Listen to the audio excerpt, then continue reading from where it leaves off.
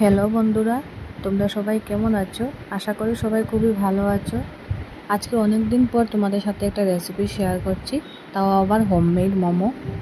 মোমো খেতে কে না ভালোবাসে বলো, সবাই খুবই ভালোবাসে মোমো খেতে। তার জন্য ভাবলাম তোমাদের সাথে আজকের এই রেসিপিটা শেয়ার করি।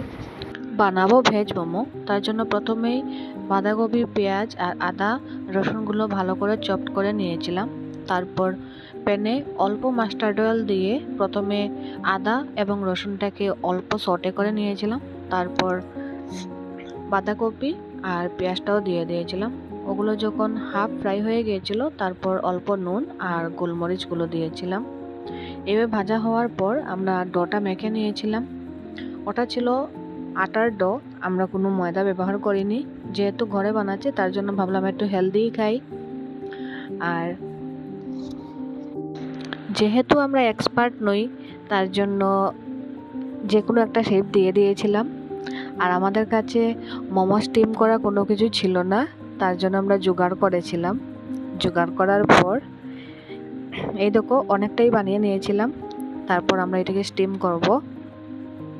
এই দেখো আমাদের জোগাড়, এইভাবেই জোগাড় করেছিলাম, কিন্তু ভালোই স্টিম হয়েছিল।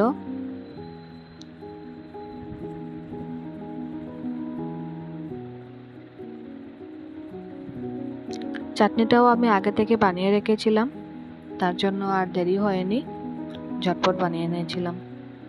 যদি তোমাদের আমার এই ভিডিওটা ভালো লাগে তাহলে প্লিজ চ্যানেলটাকে লাইক করো, সাবস্ক্রাইব করো। Tata, by.